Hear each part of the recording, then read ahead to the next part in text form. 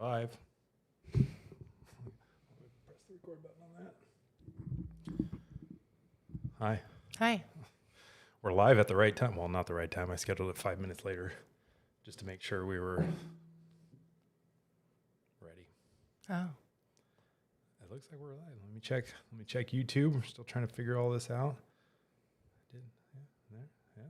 It's saying it. Okay, yeah. There we go. Jeez, that was almost painless this time. It's getting easier each time. What is this, the fifth? Oh, this is the fifth time we've done this now. Yeah. It gets easier each time. Go ahead and talk. So I can see what your levels are. Oh. Yeah. Are you sure you just don't want to show everyone your gear in the background? There's no gear in the background, so while you're sweating it. If I turn that light off, I have a black shirt and a black hat, and I'll just fade into the black hole. Yeah, back and there. you get lit up with all these beautiful lights. In the face. That's called backlighting. Yes. Okay. Yeah. Too late in the game to worry about it. That's backlighting. That's pretty backlighting. The red. Yeah. It is cool. All right, we'll try it just for discussion's sake. Make Liz happy. Me knowing her. I was just making a joke about the gear. There, look. Because you're a gear whore. Blends right in there. Perfect. Yeah. Actually, looks really good. Okay. Hold on. You guys be the judge. Yeah, we'll get polls from the viewers. Here. We'll leave it on for half the time. We need to be super fancy if we want to, since I have this just laying over. Wait, so you get 2 fancy lights, and I have none. You're stuck in a dark hole. Yeah, that looks great. I had y'all lit up. And Red and blue. here we are at 8 o'clock at night trying to form some cohesive thoughts for folks. I've been sleeping great lately. How about you? Yeah. Real awesome. That was sarcasm, folks. I got to remember to hit those buttons too. Yeah, thanks. Yeah, heavy sarcasm there. I think last night was pretty good. But did you sleep good? Did you guys sleep good? Good. Here, let's check all the angles out.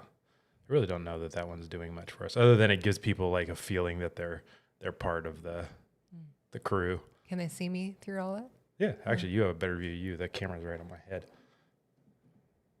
Oh, nice. It's kind of a unique behind-the-scenes look of this madness in here, this absolute shit show that this has become.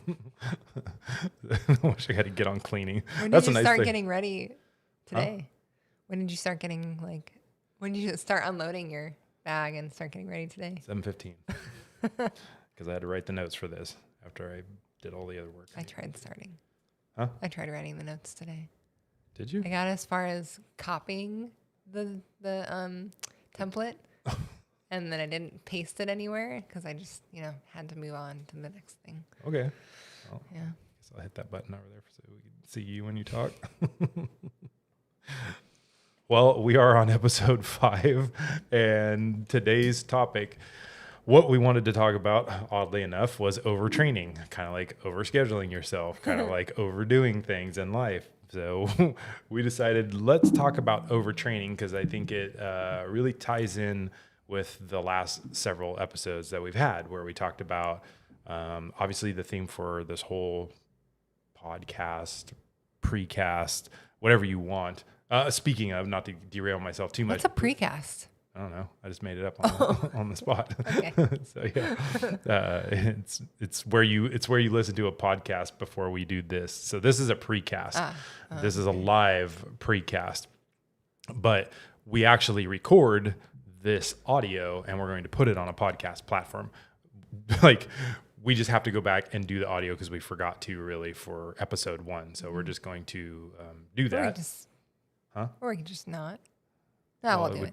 Then we'd have 4 podcast episodes and 5 other episodes. That kind of stuff will drive me nuts. So yeah, we don't do things half-assed around here, babe. Clearly. That's why I have 2 colored lights behind me right now, and all this other nonsense here. There, lights. Yeah, got all the lights now.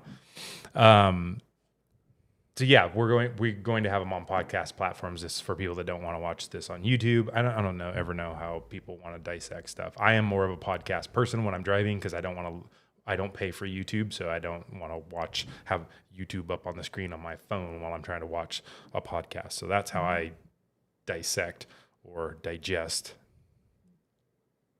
info out there, is via podcast more. Same here. Yeah. So yeah, you're always listening to podcasts while you're doing stuff during the day, You're just sitting and staring at that baby and making giggle sounds with each other, which is really honestly the cutest thing on the planet. I usually stop what I'm doing to come down and see what you two are laughing about. Yeah. So. Did you hear her after the crying episode with the dog bark? I sneezed, Yes. which set her off. Yeah. But did you hear that I caught it? No, I just heard the crying. Oh yeah, no, she barely cried, and then you just have to like start laughing again, and she's fine. Just trick her. Yeah. She's so young and dumb. Poor thing. Well, I think she's already at the age where and like a dog, also, you start to feed into it, and it becomes worse. Like if you're like, "Oh, baby, I'm so sorry, I sneezed and made you cry," she's just like, "I really was terrible." Yeah. But if you're like, "It's all right, hey, it's fine," she's like, "Oh." even though my brain was just traumatized, I'm not dead. So, I don't know what it is here. I don't know if people can see that. I don't think. Also, this died, so What? my camera died. The what? This died. Oh, why? I didn't charge it. The baby monitor? Oh, okay. Well, she better scream loud enough for us to hear her.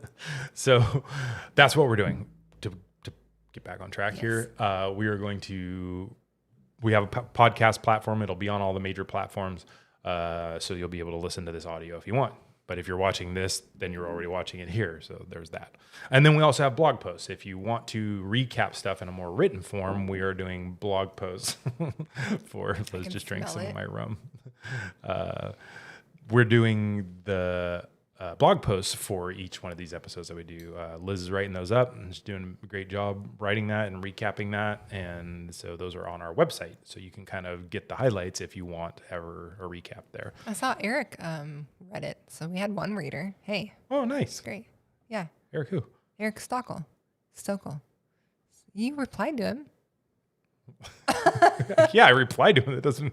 We're not personal best friends. I mean, he's in LA. I've hung out with him a couple times. He's a dog trainer in LA. Outside LA. Yeah. I don't think I've met him. I don't know. You Or haven't. whatever, yeah. You haven't met him. Okay. But you probably have, like, via social media. What's his dog training business, do you know? I'm terrible with all the names. Okay. I'm pretty sure he changed it over the past couple of years too. Oh, okay. Eric, if you're listening. Yeah. Eric, comment on this. Like and subscribe. We're always supposed to say that. Comment, Eric. So we appreciate the comment on the blog. Yeah. And so we know who you are.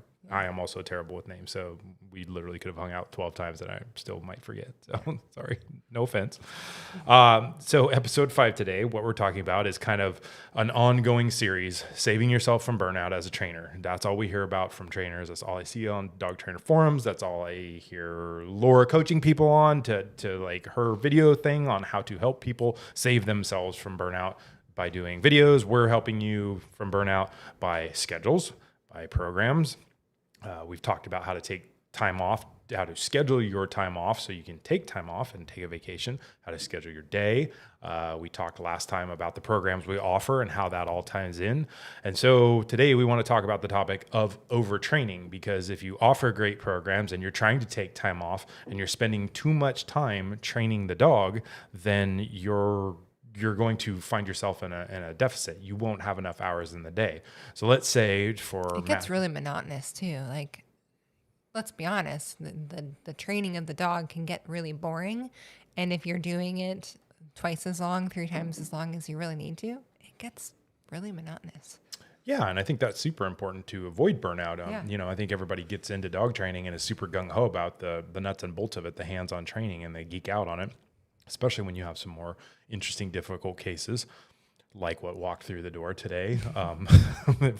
If we're going for pound per pound ratio, we have more poundage in dogs in here than we've had in a long time. We have, in no particular order so far, a mid-sized pitty, a large-sized Doberman, an even larger-sized Rottweiler, and an even larger-sized Cane Corso. The latter three. And they're all like overweight, aren't they? I saw two of them, or one of them. Not really. That Roddy was. He's not fat. He's just a thick like boy. Yeah, he is a big dog. He probably lose about 6 to 8 pounds, but now he's just built like a brick shit house. And then the Cane Corso comes in and like just trumps him. He's twice that dog. And all three of them have muzzles on. So I got 3 giant muzzled dogs staring me in the kennel, all wondering how they're going to get to me. And those dogs won't be trained with Baby Zoe out. No way. No, just to be on the safe side. Yeah. So those dogs get dropped off today. So we're at our capacity. So let's just say for math purposes during this discussion, you're going to train 4 dogs. I think most single trainers by themselves are comfortable with 4. And let's say there's 2 of you, then you have 8. You can kind of double those numbers type of thing for. Yeah, it's still high for most people. What's that? Maybe. Huh? I feel like that's still high for most people. 4 dogs is high for most people? Yeah. I don't know. How many dogs are you guys training at once? We want to know. There's nobody watching. So someone will comment eventually. Hopefully. Yeah. This is for you, those who listen later. Yeah. So if you, what's a more accurate? Math is like, that's still a lot. What's your more accurate number? 2 for a regular trainer? I would say 2 to 3. 2 at a time? Yeah. Okay. Feel like you do 4. Yeah, we do, but because we'll get into why we can do that many dogs. Okay, so then for discussion purposes, if you're comfortable taking 2, based on what I'm suggesting, you could actually take 4. Where it gets dicey is on drop-off days. We had 4 dogs dropped off today, and mom's in with baby, so and they're schlepping dogs back and forth and wondering who's going to eat me, and one shit the living room, and so I had to clean that up before the next one comes, and through no fault of my own, he's just a very nervous Doberman. I just shit when I looked at him, so, yeah, a lot. But he cleaned his whole system out, all the rope toys and balls and everything that's in there came out. That's how you can tell he's got his whole stomach out. We try our best to have that happen outside and in the kennel. Yeah. Small site. We'll talk about how to set your house up to not have shit all over it too, but having hardwood floor. I even thought about that today when I heard something. I was like, that bouncer's sitting right there. And I know poop gets flung and, the bouncer was in the kitchen. No, it was out at that point, I think. Okay. It was somewhere. There's baby stuff out there. Yeah. Maybe we should move baby stuff from our workspace. So I guess my point now is, even though we've talked about a lot, that there's 2 of us here, essentially, since we've come back from maternity leave, we're running as a 1-person operation right now. So we can speak intelligently on this, even though we've managed the load with the 2 of us in past years and stuff. That's how we're operating right now. And I can be honest with that. I wouldn't be comfortable trying to run the numbers we're running with just one of us essentially handling this stuff right now if we didn't have our process so dialed. So for those trainers out there that are currently only taking 1 or 2 dogs, like, don't overstretch yourself just because we're saying it. Like, be comfortable with it. No, You still because have to do a there's good all job. the other things too, like the phone calls and the sessions, and our schedule is very full, and it's not necessarily meant for 1 person. That's for sure. No, it's not. But if you're efficient about it, you can still get it done, because that is still what's happening, is phone calls and sessions and privates and puppies and drop-offs and all that stuff too, and some semblance of a life before and after all this, and sitting down to do these things and sitting down. Not that we did a video prior to this one, but we'll just get back on that next week. For everybody that's wondering where we've been for the last 2 weeks, I think we said it on the last episode, but we traveled to see family, and we thought it was super important to do that. And we happened to travel on Wednesday and Wednesday, so we just weren't going to do this, and we weren't going to schlep all this stuff with us back where we went. And so, well, we could have done a live or something on our phone, but I don't think Ashley's down for that. Now that we have all this stuff, he's like, eh. When would we have done a live on the Wednesday where we left Iowa and ran across the airport in Denver where there was no downtime? That's true. I forgot we flew both Wednesdays. Huh? We flew both Wednesdays. That's why we didn't do this. So, yeah, shit happens. We're not gonna hit every Wednesday, so deal with it. Unsubscribe if you like. if it bothers you that much, unsubscribe. No, really don't. We got 46. We need all of them we can get. So yeah, to be able to run any type of numbers and be profitable and start to do better, you need to be able to be efficient. Sorry to butt in, but the word is efficient. Like, you want to be efficient in training the dogs. You don't want to like spend so much time training the dogs so that you have no time to do other things, like we've talked about in the past episodes. Yeah, absolutely. But if you're training 1 or 2 dogs, sure, you can dick off and spend 4 or 5 hours a day per dog, and sure, and you still have. You better be making 5 videos a day too. Well, we know people aren't, so yeah. But then the problem becomes if you do well and you're doing the things we are saying and you're doing the things somebody like Laura is saying to improve your business, you're going to have more business. And how do you bring on more business? And if you don't take more dogs, then you can't hire somebody. You can't hire a second person with 2 dogs at a time, kind of thing. The money's just not there, based on the math I've done. So having more dogs is key, not an insane amount of dogs, not like, and Liz will talk about her experience down south, more specifically on the numbers of dogs. And there comes a mathematical point where simply adding more dogs it's not an exponential growth. It's not a linear growth, and it's not exponential growth. You actually start losing money at some point based on how many employees you have to have. So really the key to all of this is efficiency, no matter if you want to have some employees and take dogs, or whether you want to just keep it yourself and take dogs and make good money and make good money during the time. So if you're doing the rotation like we're talking about, where we train for 3 weeks, and we actually have some 4-week dogs in here now too. So that's going to be, they'll be here 1 week longer than the 3 weeks. Those 3-week ones will go home. These other dogs will be here for a week. We have another cycle getting dropped off right at the tail end of that, and then starting over so we can be off around Thanksgiving. So to do that and to then be able to take the time off we're taking, we obviously have to bank money. So running 2 dogs wouldn't be able to allow us. That's just going to basically cover overhead, things like our company vehicle and other things that we pay for out of the business. 2 dogs isn't going to really cover much of those costs. You're going to just be kind of like chasing your tail, so to speak, by doing that. So I think being efficient allows you to train more dogs without feeling like every single day I have to get 4 or 5 or 6 or whatever you're comfortable taking dogs out, and like wearing yourself out simply training dogs.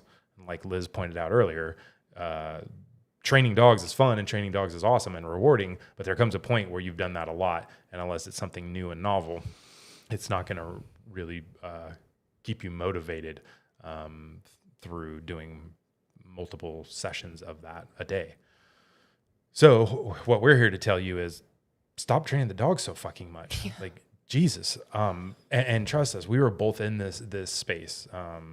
You want to share what you did down south with what their training profile was like? Yeah. Do you want to go over that quote first? Yeah, I'll read it actually. Yeah. Yeah, I'll read that now. I'm trying to think of like when that applies. So, well, it kind of gives us a good idea of kind of what we're discussing here and why we think this is important, and then give some examples. Okay. So yeah, a little bit of background. We'll discuss how we were training. I think it's how most people train a lot every day, every hours for each dog, or a specified time each day. Sure.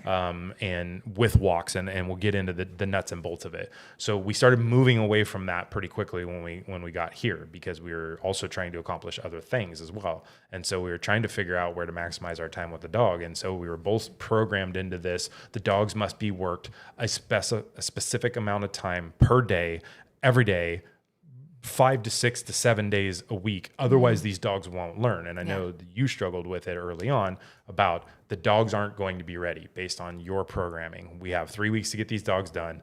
We're running up towards the last week. Obviously, when the owners see the dogs for our second go home session, like we talked about in our last video, the dogs have to essentially be ready to go by then. We could very well, and we have taken them home the next day after that. But sometimes it's a few days prior to that. So, but we're essentially getting the dog ready by about the time our second go home hits, and then take the dog home within a few days after that. So we were constantly worried, like, are these dogs trained enough? And we had to remap and reprogram our brain to train the dogs for the end results and not for some arbitrary fucking schedule. And when you're not used to doing that, you don't believe it's going to happen. And you believe that based off everything we're programmed in the dog training room, reps, get your reps in. You have to do this. You have to train daily. You have to train, like owners are being told by other trainers that have come to us and said, we were told we have to train 5 times a week, a minimum of 20 minutes a day. And people are like, how the fuck do I fit that in? In my life, number one. And I'm like, oh, how would we fit that in? Not 20 minutes a day. Obviously, we can train more than that.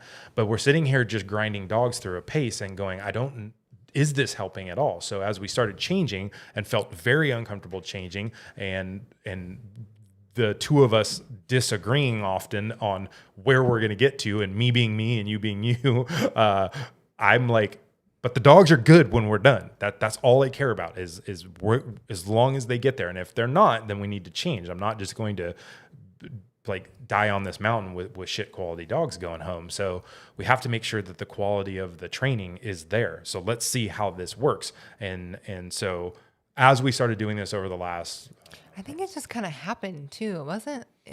It wasn't like a forethought. There was no like, let's see. I think we did for the walks, right? That we'll get into. But as far as the training sessions went, I think it was like, it just kind of happened, and we were just like, oh. I think once you started having the freedom to think more freely, that took a while to unmold some habits.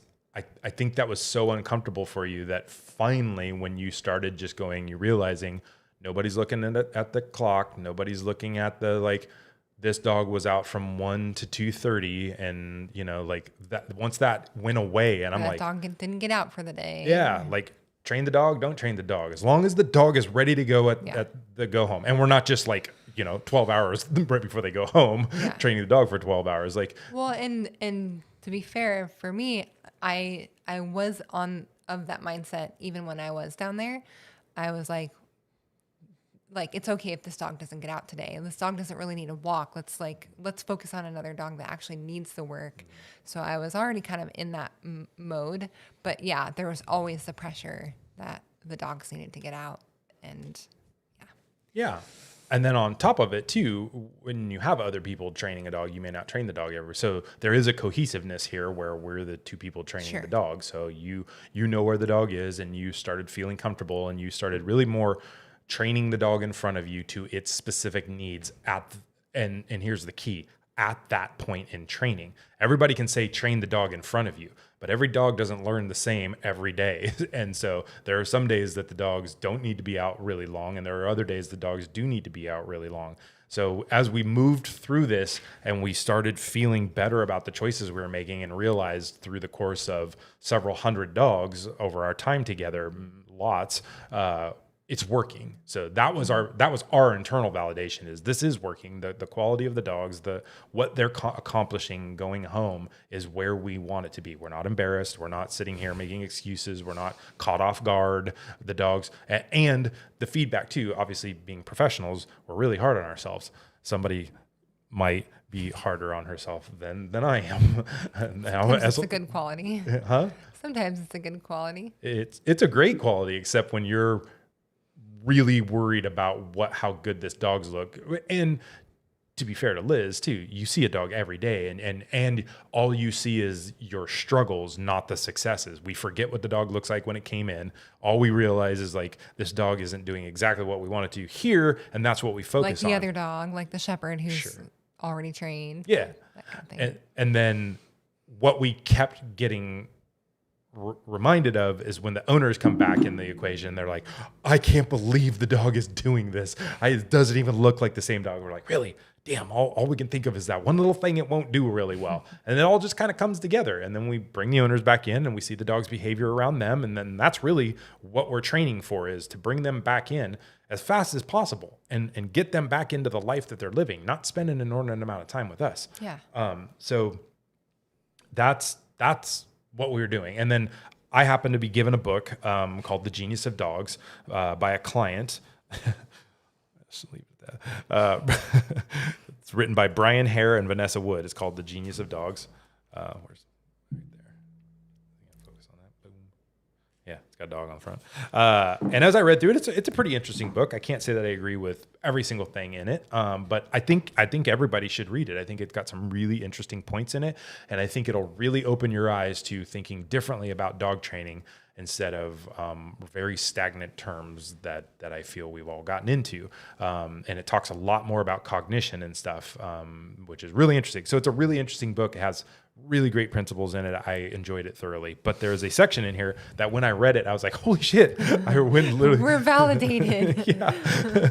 Science. He like ran over to me and was like, look, we're doing everything right. Yeah. Like no joke. I dog-eared it. I dog-eared a lot of pages, but I was like, no, I walked out and was like, you got to listen to this. This is science. Like we don't, it's like not too much science stuff in dog training. I know the 4 quadrants. Hold on. 4.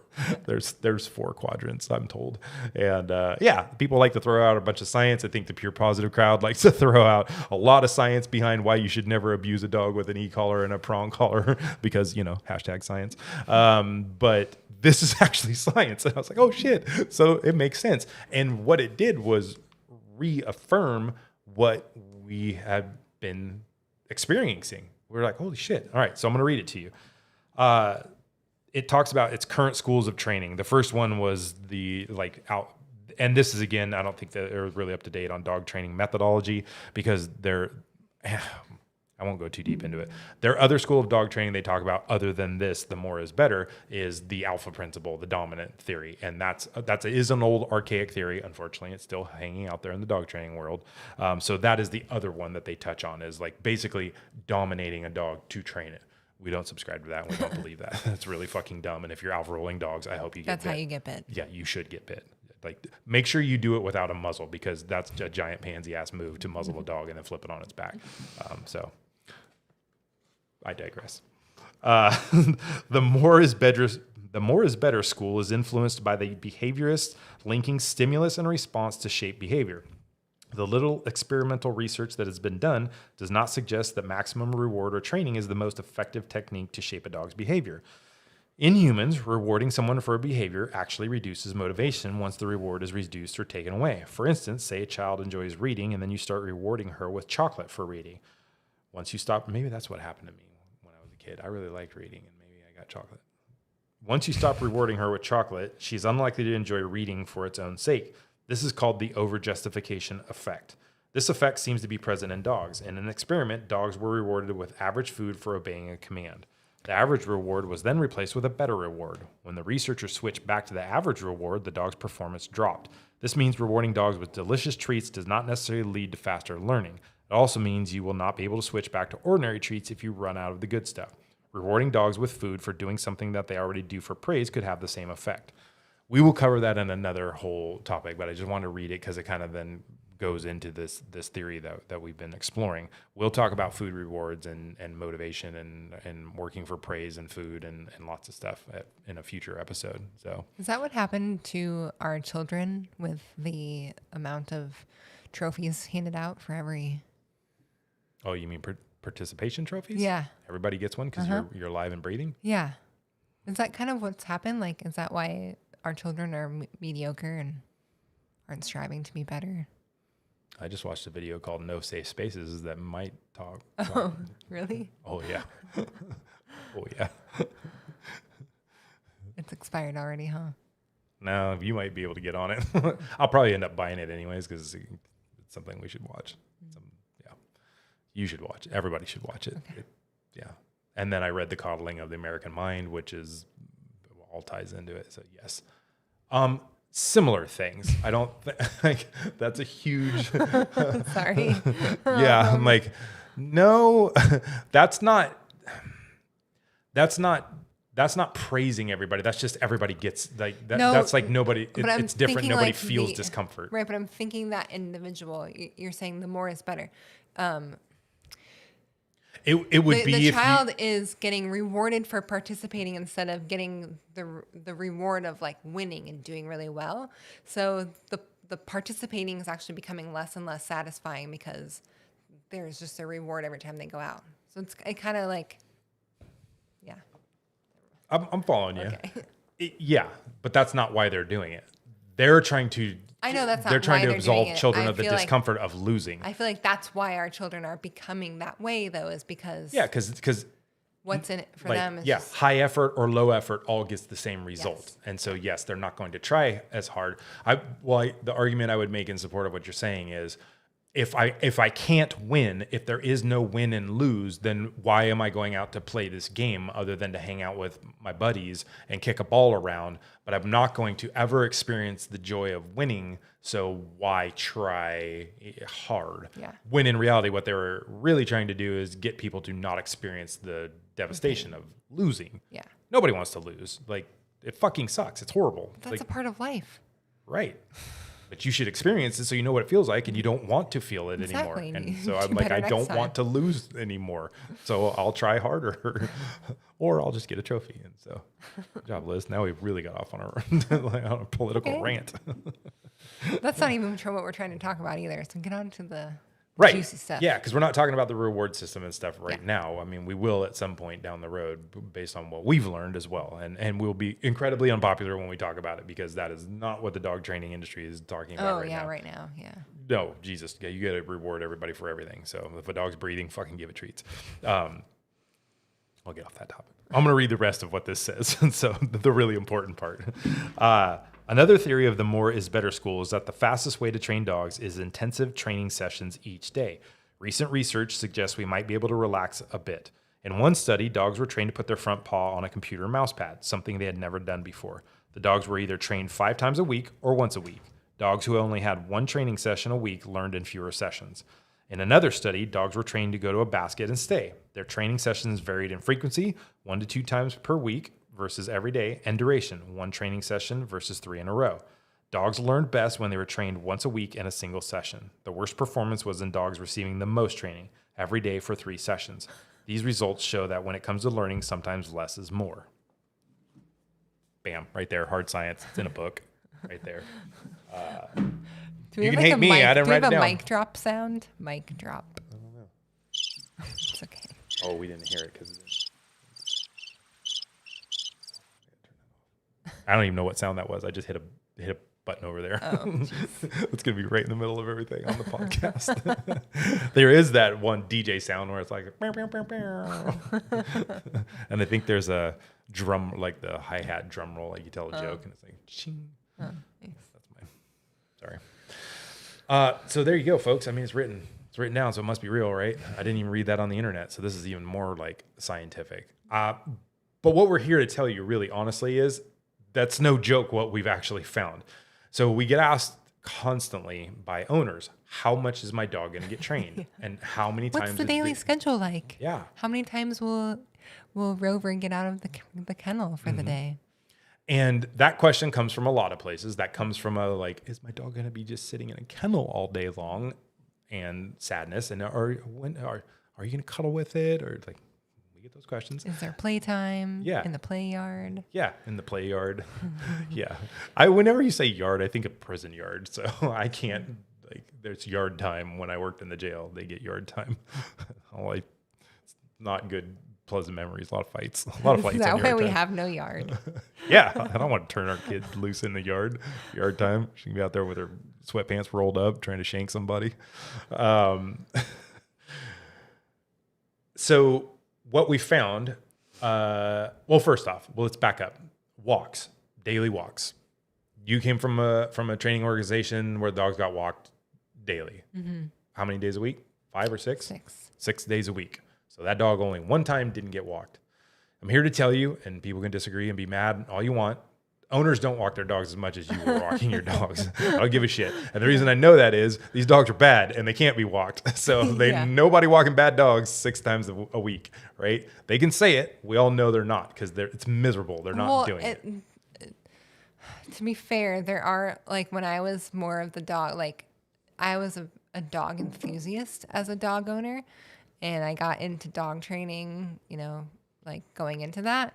And I used to walk my dogs twice a day, and I really thought I had to walk my dogs twice a day, or like, not that, or my dogs wouldn't behave, but they needed to get out and exercise. And I also lived in a studio apartment. So like, Sure. But my dogs also stay in a laundry room now. So Yeah. But and so people understand, we're not saying don't walk your dogs as much as you want to. Everybody walk should your walk. dogs however You literally walk your dogs every day now because Yeah. you're walking the baby and they get to come too. So Yeah. that has become your form of exercise later in your pregnancy. Especially once you broke your collarbone, you couldn't ride your mountain bike, and then you got too big and couldn't ride your bikes and stuff. So you turned to walking and started walking your dogs more. Yeah. But there was a period in my life where I wasn't walking my dogs as much, and it's probably because I was walking other people's dogs a lot and training other people's dogs. But I think owners feel really guilty for not walking their dogs. But let's be honest, a lot of our owners that are coming to us probably don't walk their dogs 6 days a week. So we stopped doing that. And so, down in LA at the Good Dog. And by the way, we're not here to bash the Good Dog. We love the Good Dog, right? Yeah. We have both come from, I think we're both here because of, Sean and the Good Dog. Yes, and so of course. we're actually like, Zoe's here because of that too.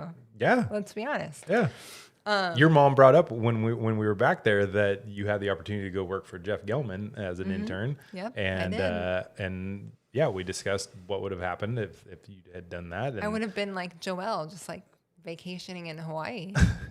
Or have a workout business, and good for her. That's awesome that she gets to do all that stuff. Yeah, but life would have been completely different. Yeah, and I did tell your mom, I wouldn't have met her, and we wouldn't have a baby. You wouldn't have a grandchild. Yeah. So, well, you wouldn't have this grandchild. Could, maybe you'd had somebody else's grandchild.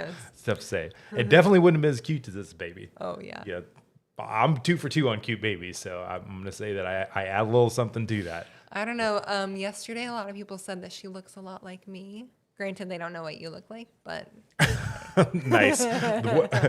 Empirically, Abby just told me the other day too that her mom watches our stuff and came running in. And it's like, that baby looks just like Ashley, and I was like, I can't tell her that, I just did, but I said, that's coming on the heels of about 7 people in a row saying that. I don't know what's happened all of a sudden. That baby plumped. I don't know. The pictures I got today, to be fair, she's getting bigger. Huh? She's getting chunkier. Yeah, she's getting chunky, and she's got a fat face because all that good breast But the milk. pictures I took today, she looked a little longer and leaner and looked like mom.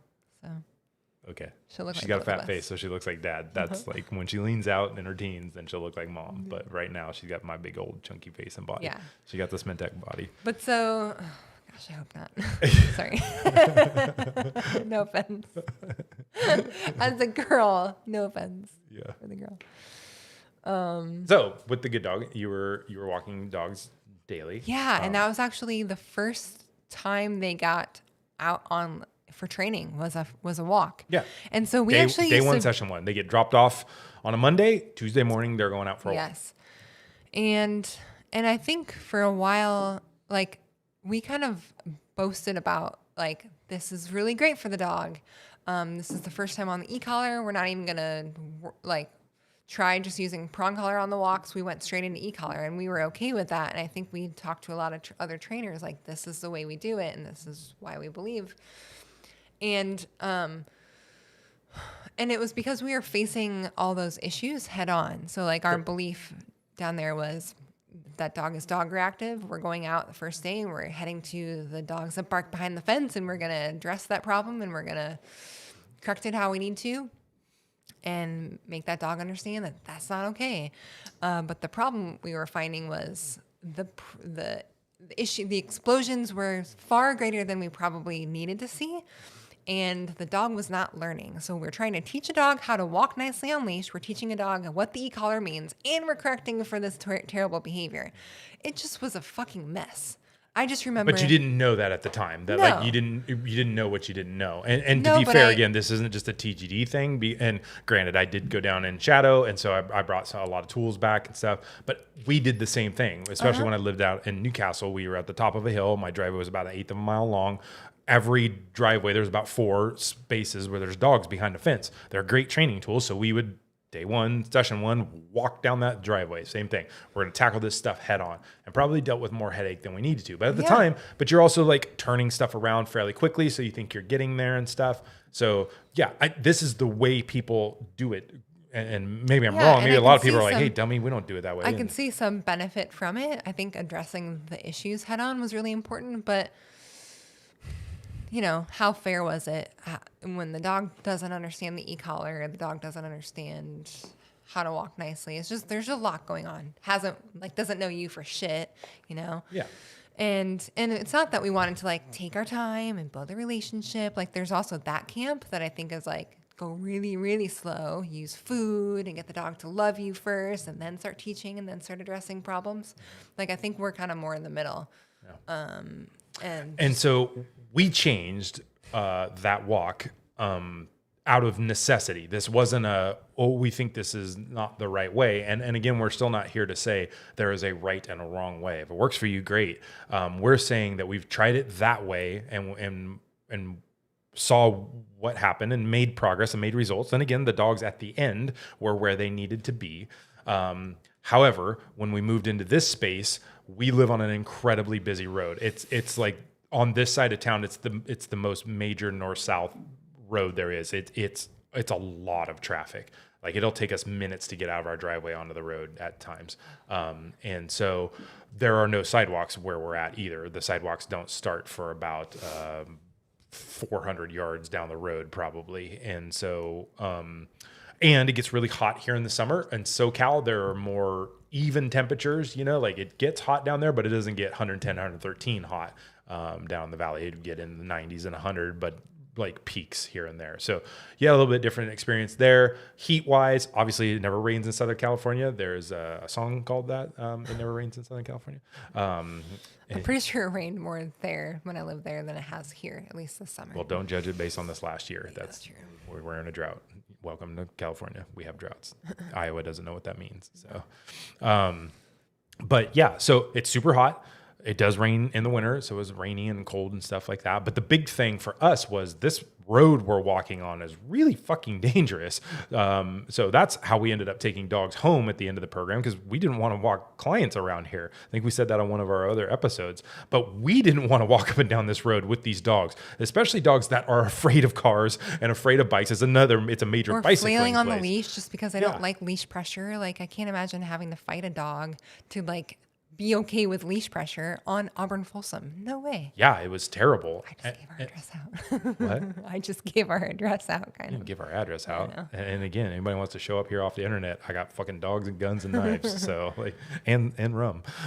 So yeah, don't come over here getting frisky, folks. I've said that many a times. There's plenty of information on where we're at. And so that we don't get internet trolls for a lot of different reasons. And I think it's because I don't fuck around with internet trolls. Somebody shows up at my door acting like an idiot. They need to meet Buster.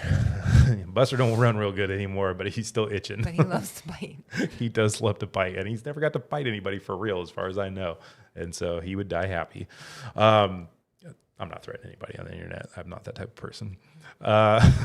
So yeah, we live on Auburn Folsom Road. So we switched our walks up and started. So our thinking was, let's see if we can get the walk under control in our house instead. So all of our walk training was inside. And here's one other point too. Where we live, and even down in LA at TGD, you guys only had a handful of routes to walk. And anybody that lives anywhere has that place. Yeah. Yeah. You had far more there, but there still was like 5 or 6 total, you know, and same with anybody that lives in a neighborhood. You walk out your door and go left through the neighborhood, or walk out your door and go right through the neighborhood, and a couple streets here and there. For us, we're even more limited. We got one north-south, and then just right down the road, we can turn right and go into a neighborhood, which is great. There's dogs behind fences and things for training. But we also realized pretty quickly, you walk a dog 2 or 3 times past that, it's done. Like Yeah. even one, a lot of times the dog goes, oh, I'm not barking at that dog anymore. And I see that as a lot of videos of people walking down their training paths and they're like, this dog isn't reacting after her. I'm like, no shit. It's 10 days into it. You've been walked by that dog 10 times. Yeah. The dog understands I'm not looking at that dog. Yeah. So you do that once or twice. And so again, if we're talking about maximizing training time, what that also showed us was we need to be, when we are out in the world, and then I'll let Liz explain how we're doing that. But when we are out in the world, we go out into the world to train for purpose. We walk them through those neighborhoods when we're ready now to expose them to the things they have problems with and see what their reactions are and deal with that reaction when we're ready to now. And then we move on to the next thing. We don't keep walking them down that street because we got to take them out 5 or 6 times a day. We take them out specifically to train for certain things. So we don't worry about how many times the dog get out on quote unquote walks. We don't worry about like, I need to walk this dog 3, 4, 5, 6 times a week. We walk the dog to train for things. And if we're not doing that, the dog is being trained on other things. That's what we feel really emphatically on. And we've learned that through the exposure and realizing you go walk a dog past a barking dog once, deal with it. And the dog goes, I'm not barking at that barking dog. So now we need to go find other things for it to be exposed to and pile on. So back to you explaining how we started doing that. Yeah, no. So we start training the dog to walk on leash inside, and we actually start e-collar day 1. Like might as well, right? We're just teaching. We're not correcting the dog. We're not using high levels or anything. We're just teaching the dog what the pressure means. And some dogs, may not be okay with it, so we just adjust if we need. And back to the training the dog in front of you. Yeah. If the dog is overwhelmed by even leash pressure, we're not layering another sensation on there. So we'll deal with leash pressure first, Right. and then we move on to that. But if the dog's savvy and picks stuff up pretty quick, we're laying it all like, let's just move. Yeah. And we don't need to take a bunch of time. Like we can move through things and teach multiple things at once. We can teach like heel. And if the dog gets that pretty quickly, then we can go place. And can he do it down right now? And if he grates, and then we can even start saying come on the first day a little bit and just start like moving through all that stuff. This is back to like your face of going like, we have to break it down into. No, but I see like dogs do need a little bit more like sectioned. We have to teach the dog what the boundary is before we can teach them to lay on it, kind of thing. But anyways, so and it's really weird because when I was going back and forth and heading down to LA, once a month or something, I would talk to them about healing inside. And literally it's like, why would we be healing inside? Like the whole let's go command. It's like we've forgone that. I forgot about that. But like no one heals their dog inside. They're like, you don't walk a dog inside, but you totally can walk a dog inside. Right. And we get way more bang for our buck because we have a smaller area. Like our living room's pretty big, and so is TGD's, where it's just like there's like no living furniture. Like doesn't look like a house. It's just a big room. But our living room is not as big as TGD's, right? Without furniture, unimpeded. They have that big like alcove thing, that big like floor area down there, and so that you can move around a lot more freely. So for us, the key to this is not having a big space. Like big training facilities and everything are great. I really wish I had one a lot of times for a lot of things. But when it comes to healing practice, I don't. We don't want to walk around in a circle that's 40 by 40 by 40. That's not a circle, that's a triangle, but a square that would be 40 by 40 by 40 by 40. We like having to make a lot of turns because what we're actually teaching the dog to do is move with us and follow our lead. And as we move back and forth and right and left and stop and navigate, what we are always telling clients is picture yourself navigating a crowd, because that's what we're looking to do. We're looking to go into a farmer's market. That's our ultimate testing threshold. If you look at our social media, that's where we're always down there training dogs, because it's the best space we have for training dogs. It's crazy down there. And it's a tight crowd. And we're not walking a mile there. We're walking through that crowd and navigating. So we really want to teach healing, which is not the same as don't pull on leash, right? Yes. Yeah. So that's what I was going to say. So.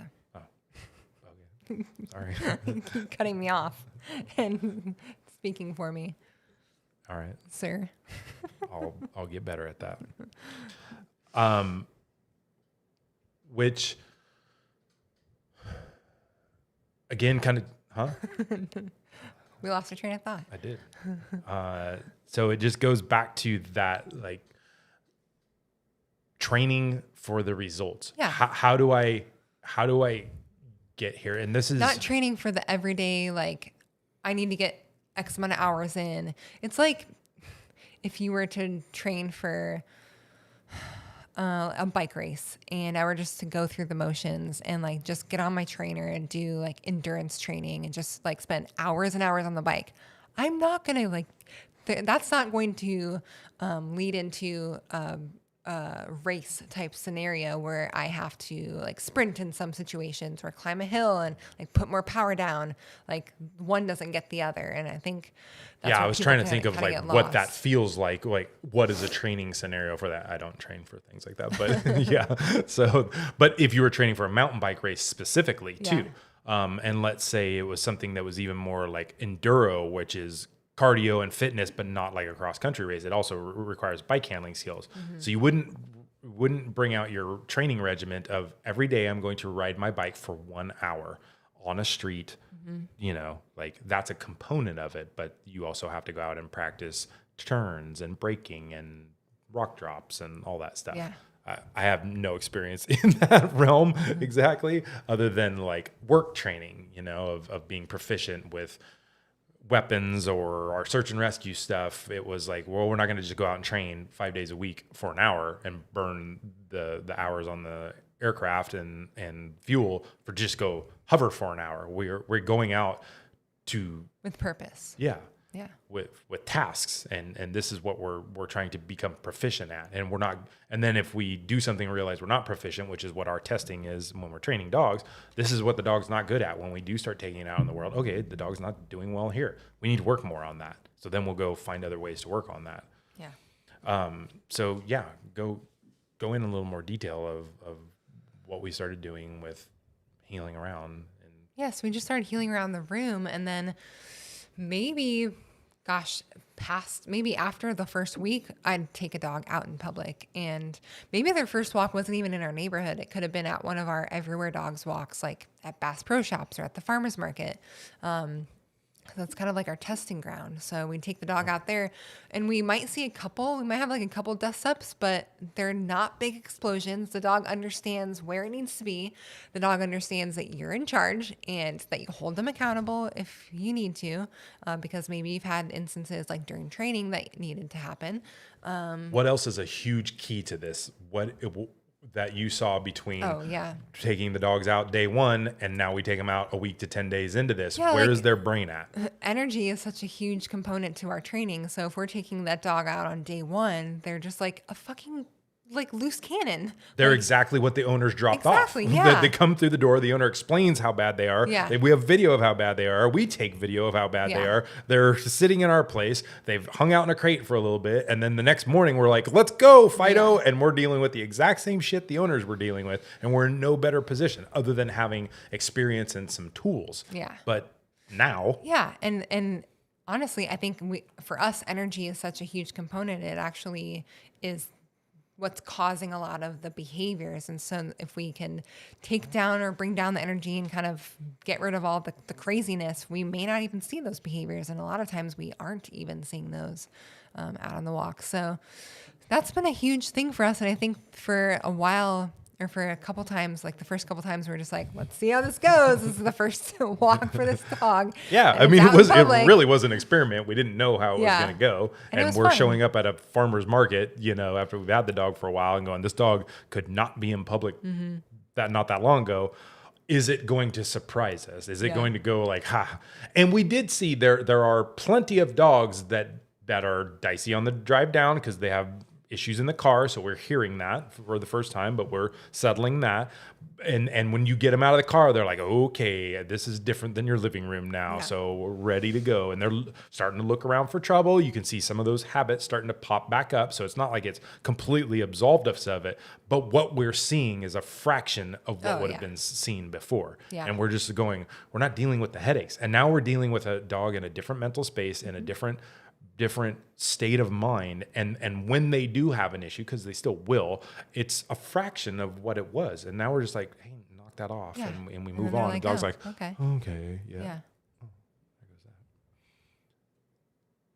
light just shut off. Which one? This one right here. Oh. So thin you can't even see it. Huh? No. Yeah. That's still my good look. You don't really need 2 lights on you. No, I don't even know what it was doing. It was just lighting up this side of my face. Yeah, it was that side. Yeah, we're good. Anyways. We're still good. We're still good. But we also have our neighborhood, so that's another test. We have a street where we have some barking dogs, and so we might take them over there. And like Ashley said, the second time they see that house with barking dogs, it's like no big deal. So we just use it for the first time just to kind of address some things if we need. Sometimes we'll see the dog not make any mistakes at all. But yeah, and I think the hard thing for me for a while, because the owner's like, oh, how did they do on the walks? And you're just like, oh yeah, we didn't see any of the behavior. And I'm just like, but they kind of like, they have to know we saw some behavior and we're able to address it, right? Like that was such a big thing at TGD. It's just like, yeah, we saw these big explosions and we addressed them. And the owners were like, oh, see, I wasn't just making this shit up. My dog actually does have issues. And a lot of times we're just like, hey, your dog was like, because we boring. took a different looking dog out for a walk. Yes. We got tired of dealing with the same things the owners were. Why fight a dog if you don't have to? I'm not saying fight a dog. We're not having fist fights with them. But why deal with all the same stuff that the owners are if you don't need to? Yeah. There's no reason for it. I will say the one thing that doesn't work for you is you don't get the good before and after stuff. We don't get the like nice you walking. We have plenty of video of you walking a dog at the end of the leash, flailing all around and doing its horse shit and stuff. That's great marketing stuff. We don't have that anymore because we don't walk the dog out. Unless we ask the owners for it. Sure. Yeah. But we're not capturing that. And I think that is a marketing ploy.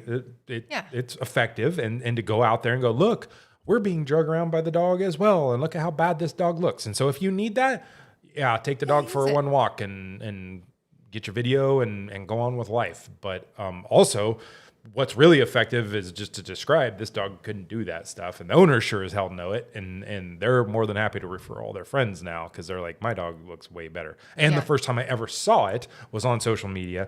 And I can't believe you were in a farmer's market with it. And then it's been pretty effective for us to tell them that was the first time your dog ever walked out in public. Really? Yes. That's the first place we went. And we'll describe exactly what we do. The other reason we kind of figured out this is working is because in our private sessions, we have dogs that have mild reactivity and are really terrible walking on leashes. And what do? We have an hour session, so there's probably 45 minutes of that is actual hands-on training-ish. And part of that is spent with the owners working on stuff. But we're getting these dogs walking way better in our living room space because we don't take them during our private session on walk again because we can't in this neighborhood. And so we were doing this in practice with private session dogs all the time. Mm-hmm. Maybe we just need to do it a lot more with the dogs that are way, way more poorly behaved. But it's been highly effective for us, which then also now goes towards this broader topic of overtraining. Now you're taking the dog out for specific reasons, for specific things in the world. We now schedule walks around, let's go to Bass Pro Shops. Let's go to the farmer's market. Let's take them to our Everywhere Dogs walks. Let's go out and not have to figure out how to get 2 to 4 to 6 dogs, however many you have in your program. How do we take that many dogs on a walk every day, 6 days a week? Like you get a lot of exercise, but yeah, that's awesome. Yeah. I don't need exercise. I hate it. I think we're all pretty like skinny and fit down there because we walked for like 2 hours a day. Yeah, and you come up here and get knocked up. So it wasn't right away. No, it was a COVID baby. So we did the same thing with training too. We kind of took the same approach, and not really on purpose, but also kind of on purpose. And so, I don't know. Once you started relaxing yourself and you started to realize, you do want to do other things. You want to post things. You have another business that you're starting to run. You're like biking and things like that are important. Living a life. How am I going to do other things than have these dogs out for a prescribed amount of time per day simply because, again, what we're trying to examine is it's just the way we've always done it. Yeah. It's just the way we've always done it. And I'm saying this we know people that train dogs hours per day, active hours per day. I've seen trainers post that they do 3 sessions a day with the dog. I don't know for how long. They didn't specify that. That's fucking insane. Yeah. And then on top of it, I've seen people that are offering 5, 8, 11-week training programs. That's fucking insane to me from a business standpoint. If we needed to do it for results, we absolutely would. And so what we've been, again, we talked about in one of our last ones, if you're going to offer a 3-week program and or a 4-week program, which is what our human aggressive dogs are, because we need more time to deal with them in the front. If you're going to train dogs within 3 weeks, then you better be good at it, or you're going to spend a lot of time doing it. And we didn't want to spend every waking moment training dogs. So we would extend the length of stay if needed, which means then, let's put it this way. I saw somebody that has an 11-week training program. I have no idea what it entails. I don't know what that is for. I just know that's what they have. Or how much it costs. Or how much it costs. But I don't think you could be cost effective on that. And in that amount of time, if we went back to back to back, we would have 3 cycles of dogs. So if we each just have 2 dogs at a time, and you have 2 dogs for 11 weeks, and I have 2 dogs for 3 weeks, and then 2 more dogs for 3 weeks, and 2 more dogs for 3 weeks, like mathematically figure out how that works. You will not justify your time spent on that, the dollars. So you're feeding a dog in your care for that long. You're taking the dog out to shit multiple times a day, that much longer. You have that much more exposure. You are more liable. There's a lot more risk. Yes, dogs develop problems in your care. And so you have a dog for 8 weeks, and that's 8 weeks of exposure to ailments of dogs. And lots of crate time. Yes. Crate sores. All of it. it. Oh my gosh. And yeah. you're going to wear your staff out if you have other people doing this. It's just, it's to me, it's so unnecessary from a business standpoint. But also, like business standpoint aside, for the dog's sake, it's just really not necessary. True. And that's we're what seeing the dogs are doing much better with less training, shorter amount of training. I don't want to like programs. propose that we're just simply doing this because it's like we want to make money, goddammit, and we want more dogs in here and more money and all that stuff. This is actually, the dogs are thriving as a result of it. They do better. They have time to learn and decompress and let it soak in. And so when we get asked the question, how many times a day does my dog get trained, or how many hours does my dog get trained? My answer is very simple: all the time. And it's not a lie, because this is exactly what it is. In the beginning, they get out for shorter sessions because we're teaching repetitions. They're learning. And so we don't want to smoke these dogs. So they're getting out for short, intense sessions, learning, letting it percolate, learning, letting it percolate, and then let them go think about life and process that and come back, and we'll try it again. So it's short. And I'm saying somewhere between 30 minutes and an hour. Yeah, somewhere between that. And it's not an hour of active training. It's 3 or 4 minutes, sit and watch. 3 and 4 minutes and sit and watch. And each dog is a little different. Some pick it up fast. Some are like, I'm going to fight you every step of the way. And so like, there's no reason to drag a dog around for an hour and a half of learning. And I don't care what your learning methodology is, whether you're a balance trainer like we are, or whether you're using treats, or whether you're fucking using hugs and love, like whatever you're asking the dog to do, at some point, they become task saturated. And that's something that's super important from my training background of training people in high stress, demanding situations, especially in our air unit. There came a point where we called it your sponge is full. Mm-hmm. You can't absorb anymore. And so if we have a 10-hour shift and we're flying 4 to 5 hours of that, and it's a busy 4 to 5 hours, these people they're overloaded. And the learning, when you watch a trainee stop, they physically stop learning. Mm-hmm. They can't. You can keep saying it, and I'm fresh and I'm willing to talk more, and hey, another call to go. They can't. Their sponge is full, and it will not absorb any more water. That's kind of what happened when I first started interning at the Good Dog. And I'm sure it happens for all the shadows, but you come in, and I'm sure it's like anywhere you go, right? Just like you were talking about, but you're soaking up so much information and like talking to people all day. And by the end of it, I'm like, oh my God, I just want to go lay in bed. It's only been 8 hours, but holy shit. Yeah. Think of that dog. Nobody can hold your attention that long. And it really depends on what type of, if it's monotonous, we can all Netflix for 12 hours pretty simply, right? But like, I can do it way longer than that too. No. Man, wait till Yellowstone comes out on November 7th. You won't see me for 3 days straight. It's gonna be fucking crazy around here. Well, it's not actually not gonna be crazy around here. I'm gonna just be with my whoopee on the couch. So, See, I just feel too guilty. Like, there's no way I can't even spend more like 3 hours watching TV. I'm just like, yep. I just feel guilty about terrible. what? How terrible I feel. Like, I haven't gotten up and I haven't been outside and I haven't moved. Yeah, that's why it's called Netflix. I have to be Netflix like and chill. deathly sick to Netflix for that long. I feel like I don't know you. Yeah. Sometimes I wonder why we're together. Fair enough. Now we have a child. Opposites attract, I guess. Yeah, we complement each other. Just don't make me feel guilty for Netflix. And I don't Netflix actually really that much. We both Netflix No, you Peaky just Blinders. YouTube at night. Yeah, I'm learning shit for like an hour or so. Whatever.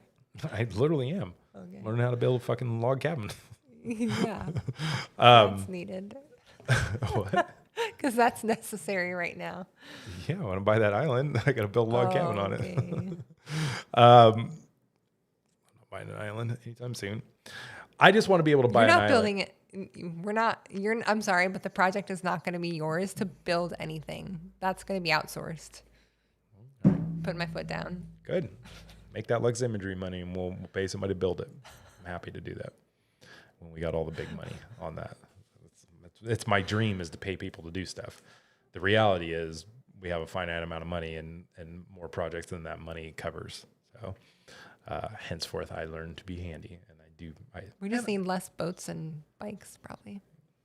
All right, we'll sell some of your bikes. You don't need that many. 2 road bikes, 2 mountain bikes. That's egregious. 1.5 mountain bikes, let's be honest. No, it's a full mountain bike. I mean, all of it's there except brakes. It's not put together in any way, shape, or form. All right, so Yeah. what did we do with the dogs? So we started just not train. I mean, it's not that we're not training a lot. It's like Ashley said, we do short sessions in the beginning. We're training effectively and efficiently for where the dog is in that moment in time, not 1.5 hours per day from the moment that dog comes in on top of a walk, from the moment that dog comes in to the moment it leaves every day, 6 days a week, 1.5 hours a day or whatever anybody's program is. You start the egg timer and that dog gets no more, no less.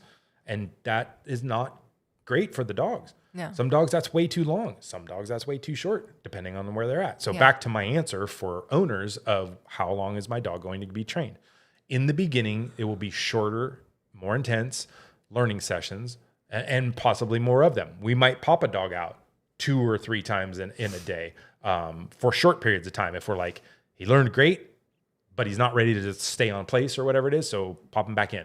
Or the dog's just afraid to even be around us, so we just have to work on it being around us. So for 15 minutes, we just work on proximity to the dog and getting it comfortable being on leash. Or spend more time during its potty break to do that. I know we do that a lot. Yeah. There's lots of ways to do that. So, and then once we get in from the repetition phase into the duration phase, once the dog is capable of this, you now know how to walk on leash. What we're trying to get it to do is slow down and calm down, right? So we're walking it slowly. We're teaching it slowly in the house. We're building the ability to stay on place and lay there on a dog bed and just watch us move around. As soon as the dog is ready to do that, then we move into a more duration style phase. We may just walk that dog in, heel it around pretty quickly, make sure it still understands all the lefts and rights and turns on that. And we pop it on the bed and place. And the dog's like, cool, I know what this looks like and I'm willing to start just relaxing. And then that dog might be out anywhere from an hour to 3 to 4 hours, just hanging out, watching us do stuff, which is then being effective. We can now have, and we, in the past, when we were both working dogs or when you were working dogs too, and I would help on very rare occasions, we could pull 2 dogs out at the same time. We could have one on place over here and one on place over here. And if people want to back tie their dogs and do that, I know a lot of trainers do that for sure. Yeah, and that's fine. We can't put lag bolts into our walls, so we're not I think also just the type of dogs that we train, it's just not even, I wouldn't even attempt it. Yeah, true. Yeah. We didn't do it at the Good Dog either, and that was for safety reasons. But you did have multiple trainers, and you were in different rooms and probably somebody Outside, out back. Yeah. So you could, so 3 people could be training 3 dogs at the same time, or 4 people, you know, how many people were there working. So for us, we can still We're like do a that. sweatshop down there. 5 dogs out at once. Your words, not mine. It's sweatshop is such an egregious term. Yeah. What? I thought it was funny. This is a live broadcast, so I have to be very careful with things I say. So sometimes. down. You have to remember, I'm from a law enforcement background. We make fun of everything. It's how we like deal with trauma and sadness, and so I'm willing to laugh at certain things. And the YouTube audience would not get my jokes half the time. So I'm learning to censor myself because I don't have a like go back and take that out button on a live broadcast. So I'll tell you what I was going to say Pause and later. rewind. Yeah, like oops, I want to. Can I have that as a do-over? I could just delete this whole thing, I suppose, if I said something really. Well, I'm sure YouTube moronic. will do that for you anyways. Oh yeah, YouTube will censor the shit out of me here in a second, depending on what I say. So down in LA, we trained for, you kind of alluded to it, but we trained for an hour and a half a day. Each dog got trained 6 days a week, and they got a walk. So they were probably getting at least 2 hours, if not more, training per day. Oh, that was a lot. And so, and there were definitely dogs that were like done, like literally like they're done. Results, they're, you know, no longer doing the behaviors. They know how to do everything like a week, 2 weeks in. And for the last week, you're just like, we're just like putting this dog on. It's great. Like the dog can sit on place and just kind of watch life go by. And that's kind of what happened is the dog just hung out, or we like threw in some play and stuff like that. But yeah, but again, back to the walking a dog through a neighborhood multiple times, and they know not to bark at that dog anymore. So you bring a dog out, lay it on place, and maybe somebody in sight of that dog has another dog out on place. Well, they are like, okay, I know not. I've been on this dog bed before, and I know not to look at that dog, and so I'm not going to do that. Yeah. What we now prefer is once the dog is really chill, really in a good space, now we go sit other places. Yeah. We go to coffee shops. get out in the world. COVID fucked a lot of stuff up for us by not being able to get out in the world. So we're slowly at coming. least, like, we had Pizza's the still outdoors. not fucking open in the hallways and shit like that. Yeah, so. but we weren't really technically allowed to have dogs in there anyways. Oh yeah, because you follow rules. Yeah, I don't, obviously. No, Bass Pro Shops is a great place for us. It's right down the road. Yeah. It's super busy. Even on like mid-afternoon on a Tuesday, I'm always shocked at how much traffic comes through that front door. And they have a big, huge open entryway with it. Like in the winter, it's great because there's a fireplace sitting there and like a big couch. And it's a perfect place to sit and read a book with a dog that can't be in public, just chilling out next to us. So now you're just place, even though it's on just in a down, the dog's just watching life go by. We just go find busy places to sit and do work and get stuff done in an alternate space instead of, okay, so this dog knows how to lay on a dog bed in our living room. At that point, it's like Fucking you might great. as well bring the owners back in and like get the dog home because that's more realistic anyways. Like the Which dog is to our whole efficiency thing of why we're getting this done in 3 Yeah. weeks. We have things we need to see. We have things, benchmarks we need to see of the dog. Can it walk on leash in public? Can it be around other dogs in public? Strange dog. Can it see real life stuff? Not setups of, oh, this dog's in training and that dog's in training and we're going to do pass-bys and things like that. The dogs understand that fucking game and get over it really, really quick. But in an uncontrolled world where we have no control over the things around us other than the choices we make, how can this dog do? That's what we're trying to see. And once we see that in a number of times, I don't know why my watch thinks I'm walking, but I just hit 4,300 steps. because you're going like this a lot. Oh yeah, because It I'm happens when like, I'm bouncing the baby. Oh really? You getting your steps in from bouncing the little yeah, it's baby like girl? you hit your goal. And I'm like, I haven't moved yet. Sweet. I'll just keep doing that. See, I got to delete that. See, you got to delete that right there. The YouTube's gonna really not like that. I did mark the thing. This is not suitable for children. So You're fine. Yeah. All right. I have nudity in my photos, in my videos like that. So we're good. Oh, your Lux imagery. I was like, nudity in our dog training videos. Since when? And where do I find these? Yeah. Check out Lux imagery if you want to see all that stuff. That's why we're able to do what we're doing. And we're talking about doing what's best for the dog is getting the things done we need to do and getting it home with the owners so they can start doing it. So we can start helping them get the same results. Yeah. Not how many weeks can we sit here with this dog and go like, he's been doing great for weeks. So again, why does it need to sit here longer? And if you're not comfortable moving at this speed, then certainly don't. But what we ended up seeing was if you're not training for results and you're not pushing for those results, and every time you bring that dog out going, where are we in regards to where I need to be at the end of this journey? Maybe I'm not close now, but what do I need to do to get there? Because these hard dates, as we have said in one of our past ones, because of this cycle that we're on, we don't do extensions.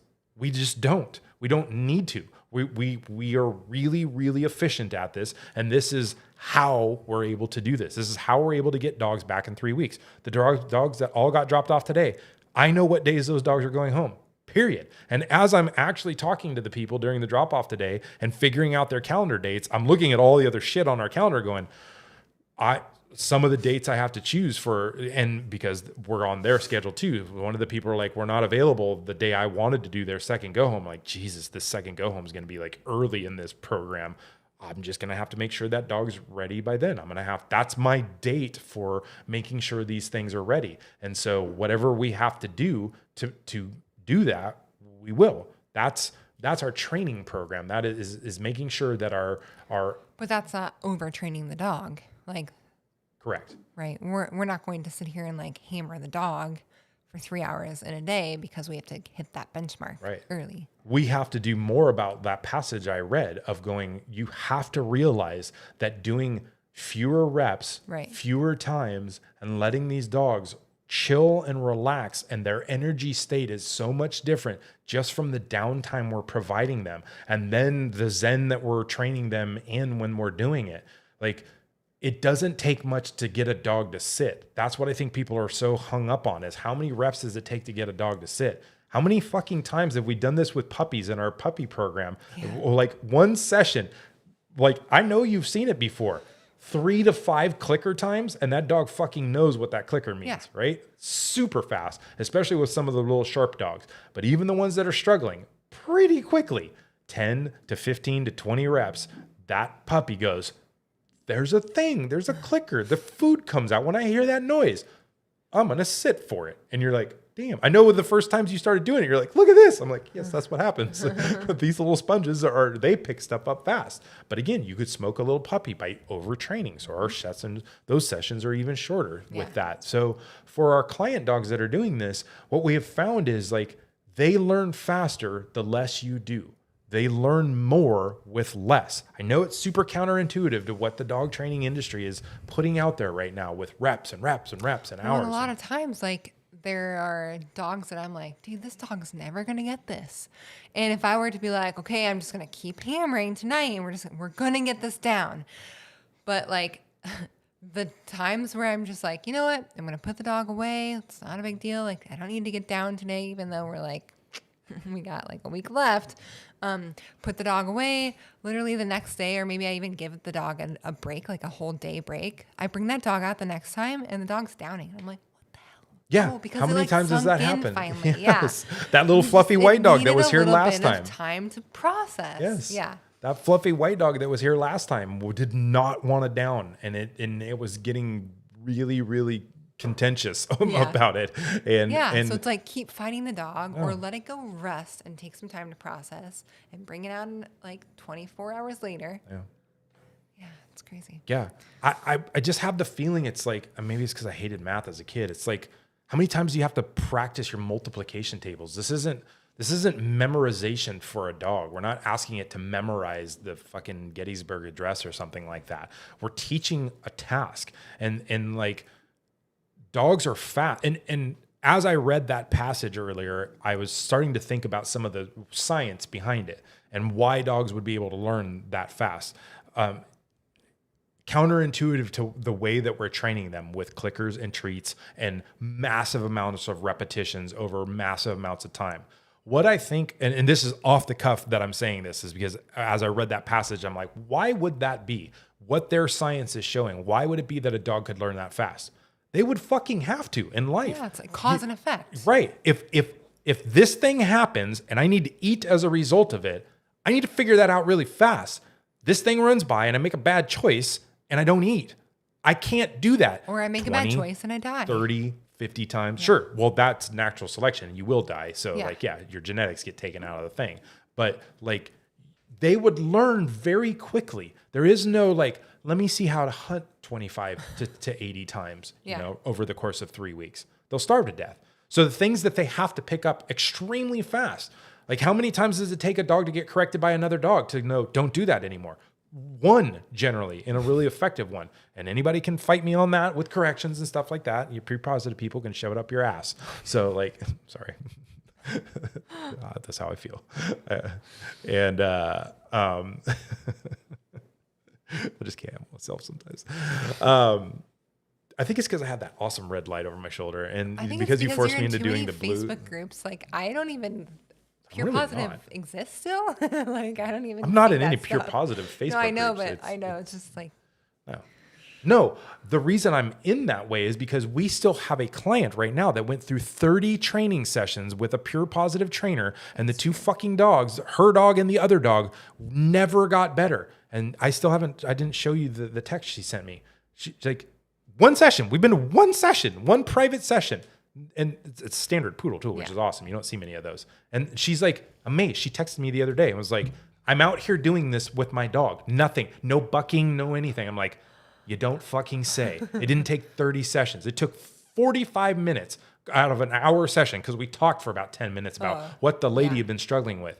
I healed that dog around the living room a little bit. Probably 20 minutes. Probably at best. And then she got up and did it. Yeah. That's all. That's not like we're good at this. It's just not that fucking hard. And that poor lady had been through that's why I'm heated. It's not like I give a shit about that. It's like people like that have gotten taken and not just money wise. Their life sucked because of it. This lady could still not enjoy her very amazing dog simply because it never got told no. Please don't act that way. Walk this way on leash and we can have a great time. And that's literally how you had to say it to that dog. Exactly. It's like the nicest dog ever. It really was. It's like, just don't do that. And he's like, okay. He bucked a little bit because he'd been walked on a harness with treats. And he's like, I don't understand anything on my neck. What is that? And you're like, it makes it worse if you pull on it. And he's like, okay, I'll stop pulling on it. And he's like, just start walking, buddy. Yeah. That kind of shit is so simple, which like on the broader spectrum of not to just totally harsh on pure positive people because they're horrible people in general,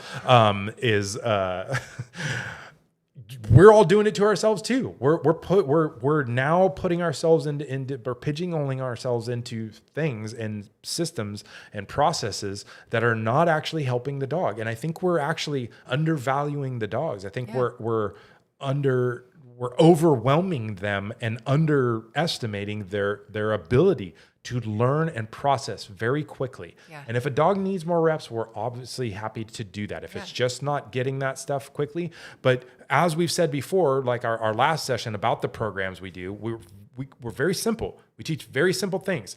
Heel, place, down. So simple, we forgot them. Yeah. I'm like, is it really that simple? I feel like there should be more words in here. Heel, place, comes with a down. So that's down in public. And come. That's fucking it. Like, we don't even teach sit anymore. And I'll talk about that some other time.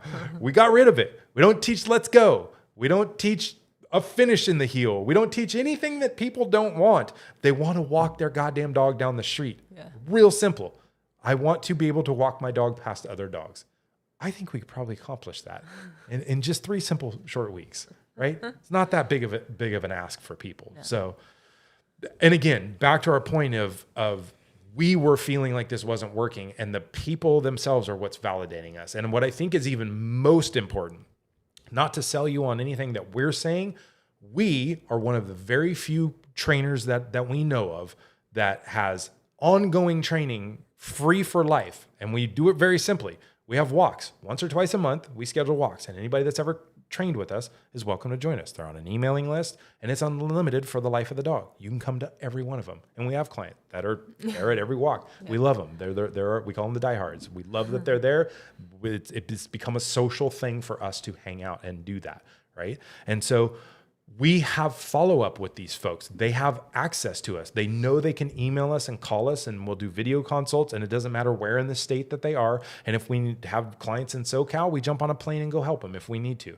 We are there to help them if they're helping themselves. And that comes with like pre-selecting good clients. We're not going to take clients that aren't going to do work and aren't going to do the very simple things we ask them to do. They have to be part of this teamwork. But if we know they're dedicated to it, and if they're not, if I've gotten emails from people like from 2 years ago, hey, yeah, you trained so-and-so back then, and we haven't really been doing much. Life's been pretty good, but now we're having a baby. So, any way that we can get like some cleanup lessons and stuff? I'm like, yeah, absolutely. Join us on a walk. I know you get the emails. So, and I'll never hear from them again. And so what they want is me to come over and fix their problems that they've allowed. But we're also really big, so I can put this out here, on personal accountability. This is your dog at the end of the day. You're going to get what you get out of it, not what we get out of it. No matter how good we train the dog or how badly we train the dog goes back into your home. And at the end of that session, at the end of this journey, the dog is back with you.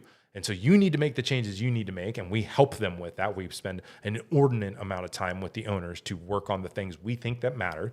We'll cover that in a future one on what our philosophy is on that. So we throw hours at them on that front, on making sure they understand why we got this dog to the space that it was. And it's not because it fucking knows sit. I guarantee you that. So they understand that. They know what it takes to get up that. If they're struggling with something, we're here to help. So we have the ability to monitor this long term. And I think that's a shortcoming for a lot of training programs out there. It's the one you saw, especially, is like, they go off and you're like, yeah, you have 1 or 2 cleanup sessions or however you want to call it, but people are embarrassed. They're a little embarrassed to call you and stuff like that. But we have enough validation, enough feedback, enough referrals from people whose dogs were like, we never heard from that person again because they're kind of out of the area. They're probably not going to come from walks. I wonder how that dog, Thor specifically, how is Thor doing? Because he was a really challenging dog. And we've had 3 people now referred to us by that owner. They just saw her in a park. Like, yeah, we saw a lady down in Sonoma. I was like, is it a German Shepherd? They go, yeah. Is it Thor? Yeah. Well, how do you look? And they look great. She's super happy. We're like, oh shit, that's awesome. So we have enough of that feedback and enough of that validation, and we stalk these people on social media, so we know what they're doing and not doing and what their lives look like. And so that's what the results are. The results are these dogs are going back into the home and they're doing fine. They're doing good enough for the owners to be happy. It doesn't matter what we think of what they are and how much they've let it slide or whatever. They're living the lives that they want to live and that they always hope to live with their dog. And that's all that matters to them. Yeah. So it's an hour and a half into this and you're out, aren't you? You've hit the wall. Yeah, I hit the wall at hour and a half. You're right. I saw the look on your face, and we're out 1 minute and 1 hour and 26 minutes. Yeah. All right. Well, do you have anything else that you need to add that we didn't get to? No, I think the other thing is when we keep the dog in mind, something I did see a lot of times when we were kind of, in that overtraining mode was we were seeing the dog. And this is probably why we had to ask for more time, is that I think the dog, what's the word I'm trying to think of? It's not that the dog was like falling apart, but like, you're hitting roadblocks and more time. I don't want to say this because I don't want it to sound like so hard. Yeah. So hammering much. The same nail, if it keeps bending, isn't going to solve your problem. You need to start straightening that nail out and start coming at it from a different angle. But we were starting to create more issues that we were having to kind of undo, like take more time to undo. And so the problem with overtraining is you are now creating problems that didn't exist based on overtraining. The dogs start figuring out ways around the pressure that you're teaching. I mean, whatever training methodology you're using, they're going to start figuring you out. And the more that you are creating those habits that the dog is trying to figure out, the more it's going to figure that out. You're being consistent in what the dog is trying to work around. So the more you do that, the more repetitions that you're doing where the dog goes, I now have figured out what you're doing, and I have now figured out a way around that because there wasn't enough variability. Even though you're trying to get the final outcome of a down, how you asked for it was the same over and over and over and over and over. And the dog goes, well, this becomes highly effective for me to fight that. So now I'm going to just fight that thing that you've done ad nauseum instead of us going, we're going to go down. But if the dog won't down, I don't really care about the down right now. And I'm going to let them sit until they decide to lay down instead of I have to have the down by the hour and a half session, right? Like there's that mindset. The dogs start getting so not smart. necessarily figuring them out, but they started like fighting we're just trying to get it down, but now the dog's like biting your feet. Now you're addressing like biting the feet, Right. when we could have just been like, let's just skip the down for today kind of thing. Sure. Yeah. And again, we've talked about this before too, of trainers, if you have to ask for more time, if you're not finishing up regularly on time, and why that became such a thing down south for you guys, where it was like, it didn't used to happen in the beginning, and then it started happening more and more and more. And I think it was because you knew it could happen.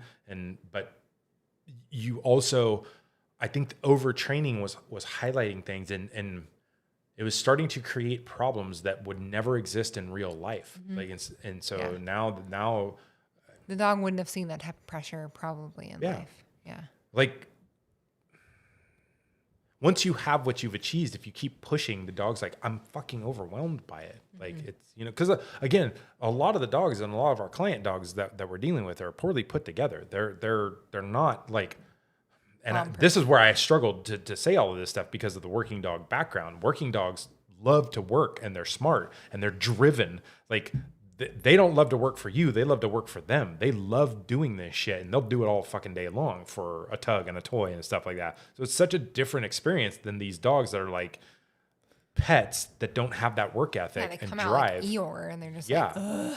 Right. And life is heavy for them and powerful, and they don't enjoy anything you're asking them to do. And as soon as they figure one thing, like, they don't enjoy going on place, but as soon as they figure out that's the way to stop having to heal, what do? They jump on place right when you walk by it, and they're like, just so I can stop healing, I'm going to lay down on this thing. You're like, you didn't even want to fucking be on that 5 minutes ago. Yeah. They want to do whatever it is you're not doing at that point in time, right? So that's not a dog that's like, what's the next game? What's this next thing? Yeah. Those are the easy dogs to train. And so maybe that's some people's client base, and more power to you, but everybody will get a hold of these dogs by default, by accident, what level you are. So I think the overtraining thing is such a huge thing that's just not being talked about. And then it's kind of key to all of this stuff. I think all of these things that we've figured out over a short amount of time, a long amount of time combined, but rapidly when we got in this space together and we finally said, okay, so we're free from all of these past things. We can literally do whatever we want. Yeah. And all we want to do is help people and their dogs in the most efficient, cost effective for them as well, time, and as a byproduct, start creating the life that we want to have within this business. And it all has to work together and be cohesive.